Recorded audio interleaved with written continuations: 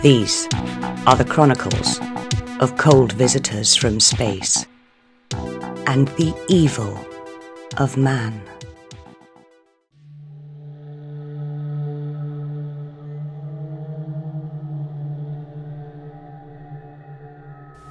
Hello, ladies and gentlemen.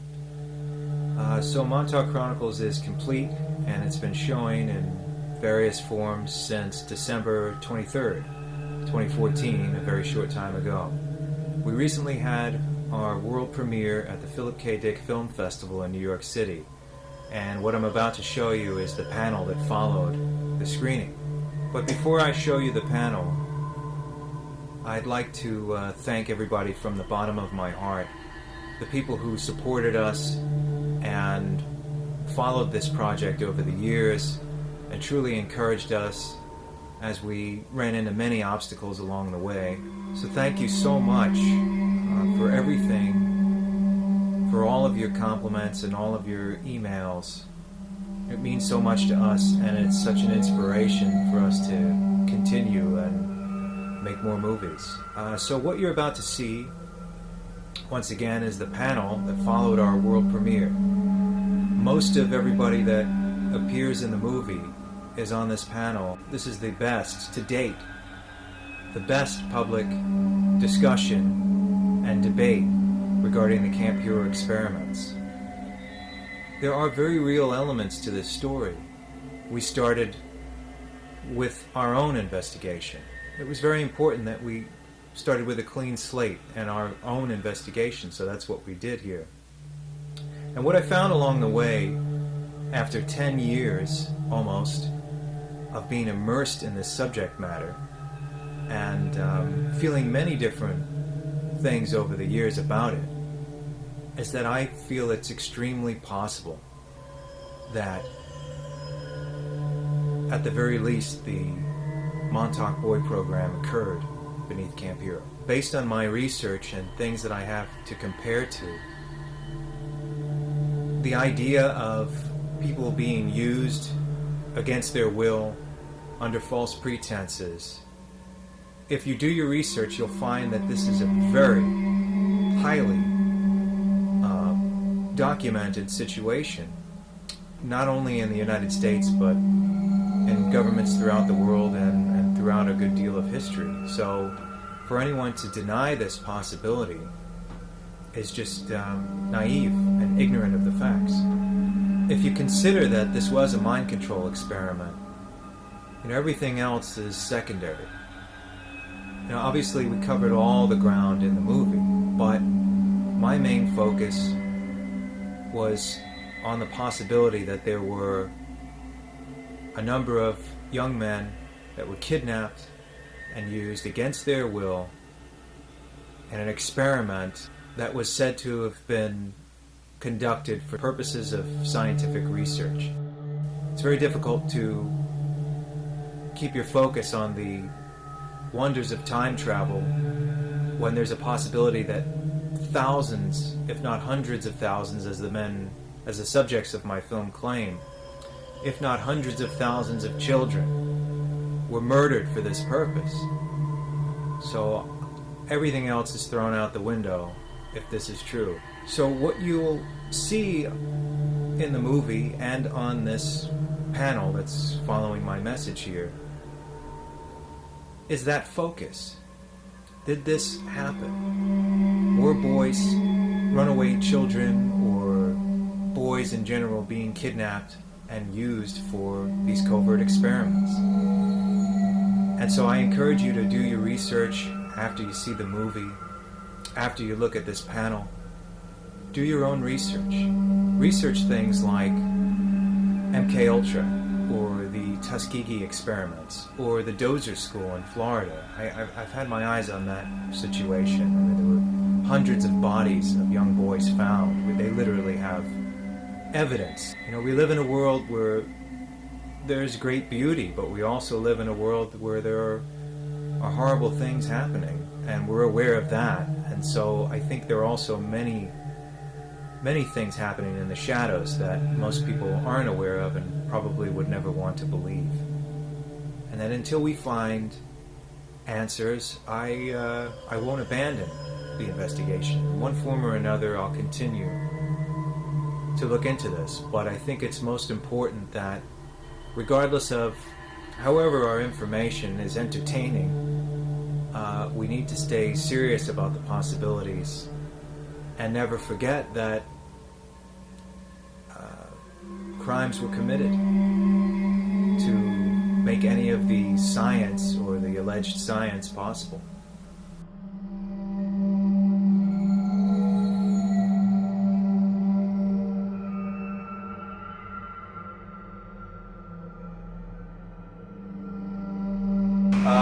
Everybody here, I'm assuming, just saw the film, correct? Yes. Okay. So we know relatively who everybody is. I guess I'll begin with asking anybody here, including Mr. Preston or Lee, if you'd like to ask a question here, and then we'll go to the audience and have you ask us questions. But does anyone here have a question for each other? I think we should start that way, maybe like a debate, and then we'll ask the audience for questions. What do you say? So I have a question for Preston. Preston, you've seen now 2 versions of this film, and you have lived through the real issues. The real nonsense. What you just saw, how close is it to what really happened in your life? Very close. That's what's giving me the willies. Now, when you say the willies, what does that mean? It's unsettled me. I'm shaking half the time, cold, freezing. Generally, I don't freeze. I come from just south of Albany, where the average temperature is 20 degrees in the winter as a high. But, yeah, I'm very unsettled. Let's put it that way. And you know, I've been getting away from the Montauk Project, going into other metaphysical, technical aspects, healing, doing healing stuff, doing music stuff. But this now has brought me right back to it. And when, I think it was, who was playing me? When he was crawling around, all I can tell you is I just wanted to get out of there. I just wanted to get out of there, that's all. Where's Robbie? Over here. Have a seat, sir. I just wanted the cast here too. So. Robbie played the Montauk boy, the main Montauk boy. Yeah, he was good, yeah.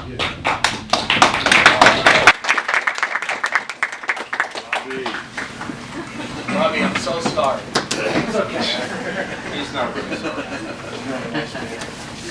So Preston, this movie helped. You're saying that it triggered memories of things that actually happened? Oh yeah, I recalled the whole cutting the transmitter apart. What is the most convincing thing that you could tell someone who doesn't believe this story happened and doesn't believe in what you have to say? I mean, is there something you can give them to outside of your stories? Is there anything that you could tell them to go look at or research? Just go out there and walk around. You'll feel it. Everyone tells me when they go out there and they look around, even to this day, it has a very heavy, oppressive feeling to the place. And generally, with places that have water running on them, water around them, you don't get that kind of feeling generally. You get a very pleasant feeling because we all come from water.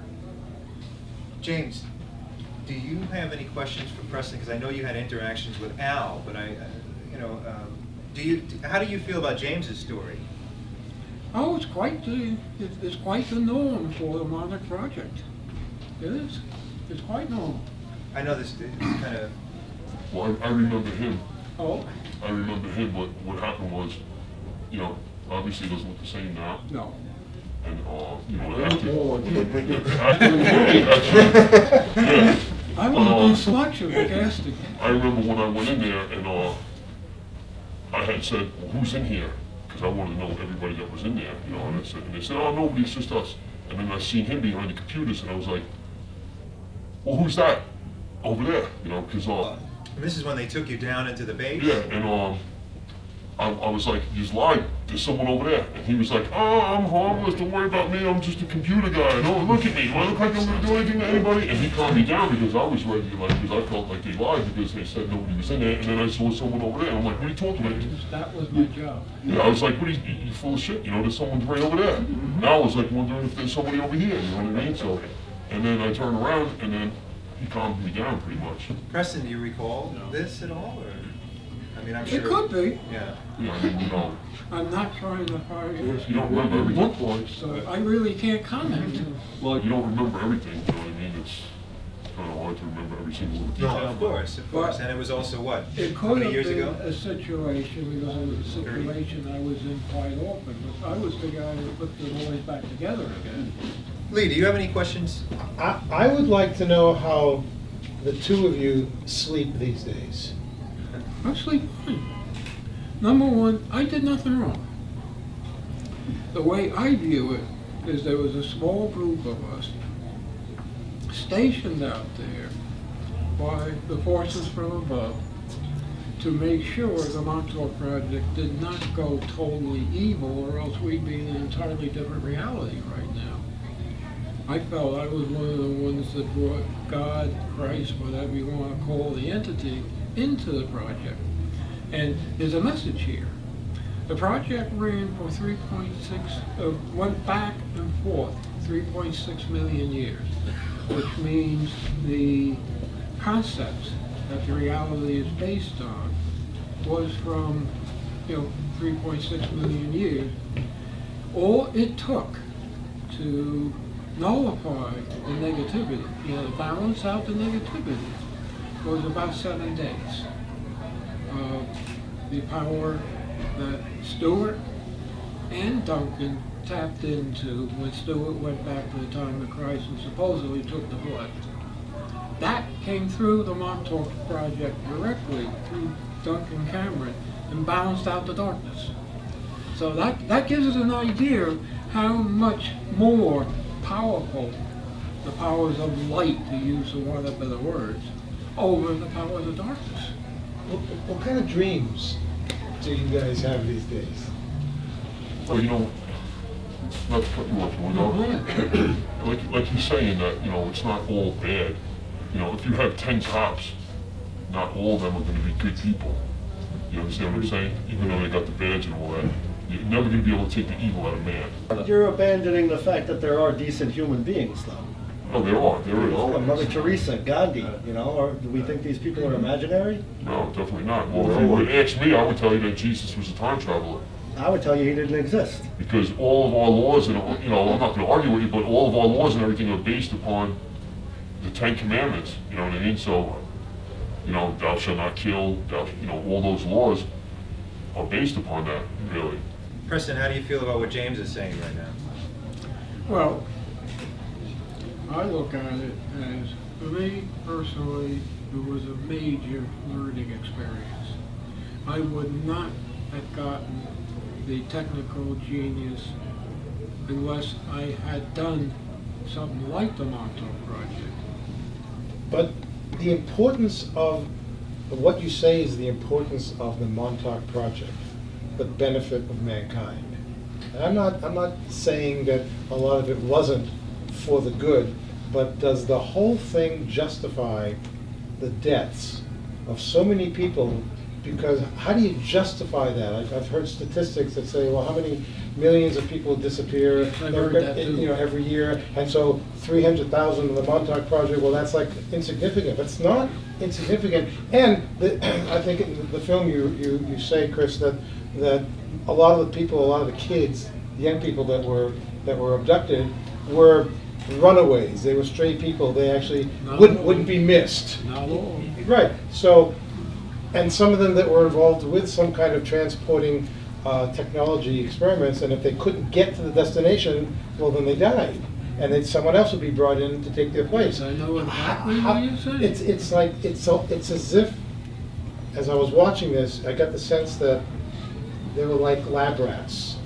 because when one rat dies in an experiment, you bring another one in. Yep. And so it's hard to convince me that this was for the good of mankind, and it's probably and I think it's the real reason why, if all of this stuff really happened, it's the real reason for all the secrecy, because you don't tell the public that you're experimenting on members of the public, in hopes of bettering mankind. The public doesn't want to hear that. No. Well, the way I look at it is, I agree with you. It is horrible, no question. It's one of the most horrible things I believe was ever done. But I was involved in it. I couldn't get out of it, and I had no control over it.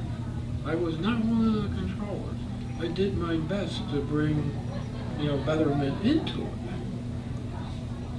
That's why to this day, if I find a Monarch guy, I'll work with him to bring him out of his, his messed up mind. Q, how do you feel about all of this, what Preston and James are saying? Well, I think that if you look at the human condition, we have 5 senses. But if you start looking at what those 5 senses can perceive and understand, they have charts that show you, well, the spectrum of light is this wide, and what we can actually see of that is this wide. Well, what about all the stuff that is on the other sides of the spectrum we can't see? And that's only really talking about our sense of sight. We have 4 other senses. Each and every one of them can only perceive a tiny slice of reality. So, to a certain degree, our scientific technology allows us to be able to perceive more. We have instrumentation now. I mean, we're all sitting here, we can't see the bugs, the microbes and the germs that are on the floor right in front of us. And, if they were big enough, we could, but again, the limitation of our senses. So what happens is that a lot of these things may sound very strange to people. They may say, well, aliens and they're time travelers and they're coming through different dimensions, and it really does sound like crazy talk. But through my work, all my life, I've been able to perceive more than just the 5 senses. And I can tell you that it's all real. One day science will be able to confirm our science, human science. We'll be able to confirm the existence of time travel, of other dimensions. I mean, even Stephen Hawking says that there has to be a minimum of 11 different dimensions. So my take on it is that all of us have perceived these kind of alternate realities in different ways. They through the Camp Hero, and other of us through different in different ways and through different venues. But I believe that there's a lot out there, Chris, that just it's there, it's real, but we all kind of live in our sensory little tiny bubbles. Sure. And we don't perceive anything. I agree. And this is a good segue over into the audience now. So if I want to continue this debate, but let's start integrating the audience. So does anyone here have any questions for anyone on this panel right now? Yes. We'll start here in the front. We'll move our way back. Well, are they still using trauma-based programming? Because the essence of the project didn't seem to be beneficial to mankind at all. It was a great big mind control project. Oh, yeah. And so you were saying something about all these different cities having these mind control centers. Are they doing it just with frequency, or are they taking people and just torturing them to death? Well, I've been out of it, so I really don't know. I can't understand them abandoning this, the mind control aspect. They never found their universal signature to control everyone with. But I can't see them abandoning the look for it. But didn't Al Bulick say that you could take somebody from their room, control them, and bring them back within a second? I mean, if you can do that kind of thing, then why are they putting thumb screws to people? I don't get it. Well, from what I've heard, they're using pure technological systems to disassociate the programming mind. I've heard that they've gotten away from the brutality because they found better ways to do it technologically. But I can't speak from personal experience or experience attempting to deprogram some of these people. So I don't really know. Maybe. Lee? Just to add to it, one possible answer to your question is not for the benefit of mankind that these experiments may still be going on, but we know now because of all the evidence, all the paper trail evidence, that going back to the late 50s and early 60s, there were in fact serious experiments going on behind the Iron Curtain into psychic phenomena. And the Soviet Union officials, they were looking for people who could be superb remote viewers. And then as soon as word got out through secret channels that that's what they were doing, well, the United States stepped in and said, well, we can't let them do that better than we can. And so the United States started its own program, and the CIA had lots of people, and they were testing people, and I know people who were tested and who were very good at this. The idea being, we're not doing this for the betterment of mankind, we're doing this so that nobody will do this better than we can in the field of warfare. But it seems like the Cold War was really just a front, and behind that were, just a... There were a lot of things that were going on. And both sides knew it. It's like if you had a handful of psychics who actually were given targets to look for, and they could find, if Americans had psychics who were looking for Soviet submarines located in different places around the world, well, that would give us a real hand up on where our enemy is located. But we already know that the Soviets were doing it and were already ahead of us in this.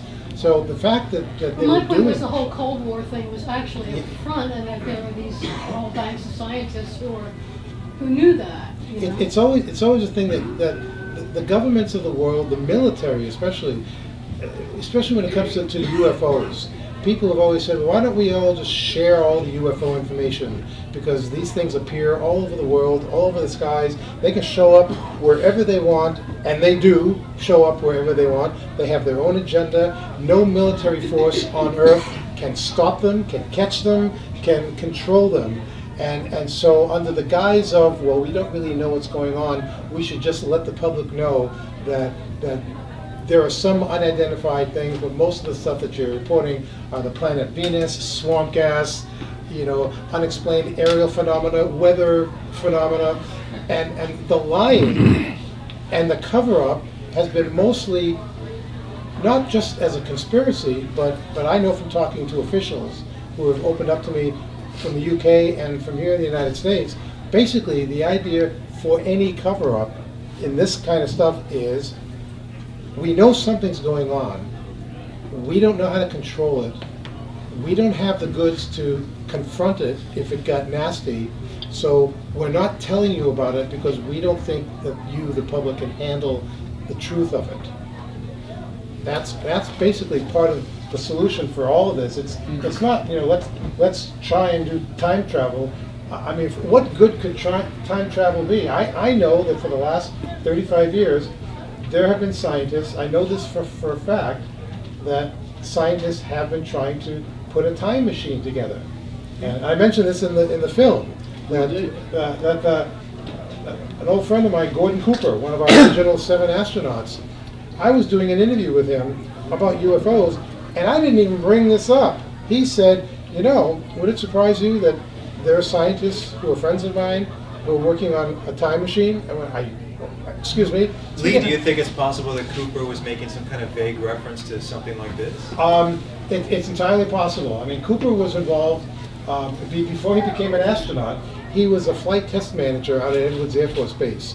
And he had a film crew that was out in the dry lake bed where they used to land the shuttles after the missions. And this film crew was out there, and he got a call in his office, and one of the guys with the camera said, listen, something just came out of the sky, it's shaped like a saucer, it had just landed on the dry lake bed on 3 tripod legs, what do you want us to do about it? And Cooper said, you got cameras, film it! Cooper called his superiors, said, well, what do I do now with the film? Because he had the film in hand, he saw the images on the film, and they said, pack it up, send it to Washington, and he did, and he told me it was sent to Washington where it was never seen again. You know, and I believe that. So some spacecraft needed a tripod. It seems Well, a little like... Apparently the visitors, and I do believe that there are visitors coming from various places, some of them may just have little tripods, some of them have little tubular things, others just can hover above the ground apparently, and you know, it's like we have as many different kinds of cars. We have 4 wheels, of course, because we don't know any better. You know, it's like Stanton Friedman, a nuclear physicist, always says in his lectures, he says, when somebody says to me, that bit of UFO behavior is impossible, what they're really saying is, I don't know how to do that. And if I don't know how to do it, it must be impossible. And that's part of the problem. So we have another question here. I want to say thank you, Chris. A phenomenal film. Thank you. Preston, thank you. I mean, we go way back, and certainly you, Al, Duncan, you were all victims. I mean, I think we have to just establish that. The horror of the children is unspeakable. But going forward, I think the most important thing is the healing, which you have mentioned here, and especially with music. But the time element as well. I know a gentleman personally by the name of Dr. Dave Anderson, who actually has created this whole phenomenon of being able to travel in time. It is true. It is absolutely true. And I will ask you this. Time reactors, which he has produced, can be weaponized. What? Time as a weapon. Where are we with this? Where are we with the timelines? Do you know, Preston, where we're at as far as... We get reality shifts about every 4 or 5 days now. About every 4 or 5 days we get reality shifts. I would like to say at this point, when I was first introduced to the work at Brookhaven National Laboratory, they told me that the group they were going to put me in was researching how to use the mind of man to control airplanes, ships, directly. That interested me, that fascinated me. So I said, yeah, I'm for that. By the time I found out what they were really doing, the only way you leave one of these projects on your own is with a book. I was trapped. Do you think any of this information, anybody on this panel, my question go out to, or anyone in the audience, how would this information be palatable for the mass population, where everyone would unanimously agree and say, okay, this is it? And I'm sure this is a question that Lee asks a lot and is asked. How do we break this up from these kind of fringe element screenings, okay? And we're trying to make it not fringe element, but how does this become public debate? I think one of the things, the examples I made in the picture was showing the public hearing in 1995 and having Bill Clinton kind of half-assed apology about the experiments and only acknowledging some radiation thing like that was any better than what actually occurred. How do we get this out? Do we keep writing books? Do we keep making movies? Do we approach the government? And one of the questions I didn't ask you, Preston, or Stuart, or Al, was how come, what, in your words, what prevented you from going to the government and asking them to reveal this to the public? Do you feel like it even should be? I don't know if the public could handle it at this point. People lose their faith. Okay, well the public is here. I mean, if you guys, okay, if tonight, and it seems like this is the only thing that would be publicly acceptable, if the president came, the United States came on television and said, okay, we've been in communication with extraterrestrials for years. Would that be enough for you to believe it 100%? And how come there are individuals who are really credible, over the years, that why do you think that nobody believes this 100%? Why can't we just agree on it that this is happening? Sure. It would not take the president from me. I think what it takes for everybody is for every single person to find an element of truth in what is being said and be willing to focus and open themselves up to that truth. Because until it affects somebody personally or someone they know personally, it's nothing. Sure. So you have to be able to have an identifying truth that resounds and resonates within yourself. Right, but okay, I guess my other question is, do you feel like it's necessary that we all collectively know and agree that some of these things are real, if not all of them? The atrocities, yeah. Sure. Well, I don't know, you remember what happened with Orson Welles when he said that, that was their first experiment to try to break it into the public, and people jumped off of buildings, and then, if that was the case, you had all these people trying to be good and do the right thing through religion, and the first thing that's going to go right out the door is all their religion. And you're going to have people that are trying to be good because of it, and now that they lost their faith completely because science is in control, they're going to just throw that right out the window, and they're going to go to do what they would normally do before they had faith. How do you feel about, a couple years ago, the Pope came out and said that if there is alien contact, that doesn't affect Christianity, and that, they'll welcome them and basically try to convert them?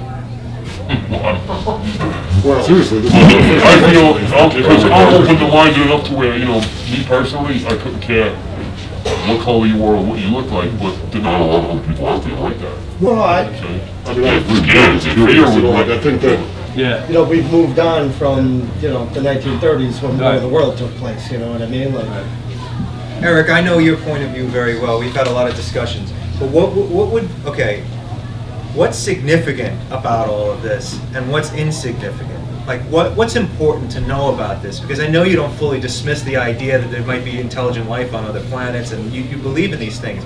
But what's important to know about a situation like this where so many people are divided? A lot of people believe Preston and believe James 100%. A lot of them just feel like it's total hogwash. What's important, as someone who's very careful about what he believes, what would you say that's important about all of this, if anything? I don't know, for me, it's kind of like, you have to go to the things that you can prove that there is evidence for,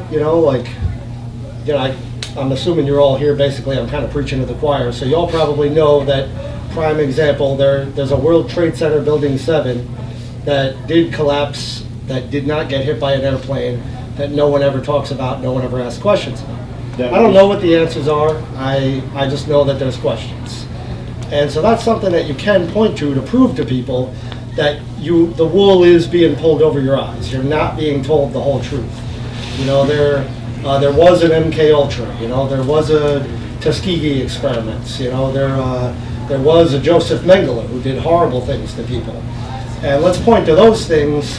Whereas unfortunately, when you start bringing these topics up, you instantly start getting associated with the people whose opening part of the conversation is about reptilians.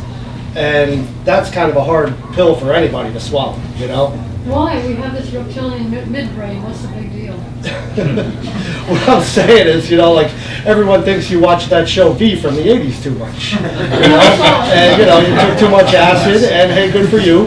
But, it's like you got to kind of, if what you're trying to really do is impart information, you got to deal it out in small doses and give it to people in bite-sized chunks of verifiable facts, Well, sure. What I don't understand is, I think, I can understand with the Orson Welles radio broadcast in the 30s and people panicking. It's not the 30s, okay? Even what we had with UFOs and flying saucers in the 50s. We've changed from that time. Are we not, in so many ways, ready for something like this to come forward? No. I really don't think we are in any way. They try to break in little by little with all these shows on TV and all these movies. No, it's not going to happen. Every day, I get emails and comments from my readers saying, isn't disclosure coming soon? No, it's not coming soon. And I really would like people to realize that this whole disclosure thing, it's all bunk. And the reason for that is because we, the United Nations, I mean, I know this because I did a presentation at the United Nations in 1978. The only one ever done there in history, where I tried to get the UN to create a special international committee to study and share UFO reports from every major country. And I brought forth an amazing panel of scientists and military people who came there to be with me there to make the point. And yet, in the end, when the resolution was put forward, the United States and the Soviet Union vetoed it.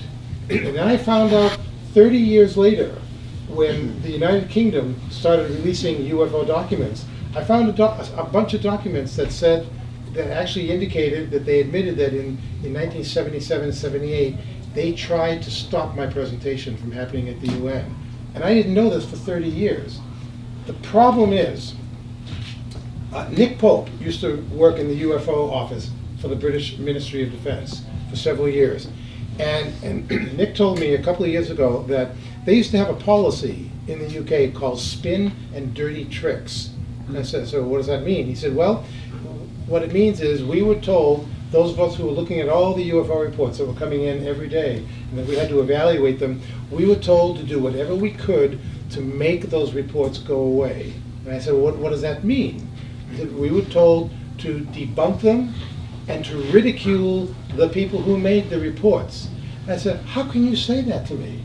How can you say that that's what you were told to do? He said, because as far as Parliament was concerned, we couldn't figure out how to tell the population that there were things operating in our skies that we had no control over.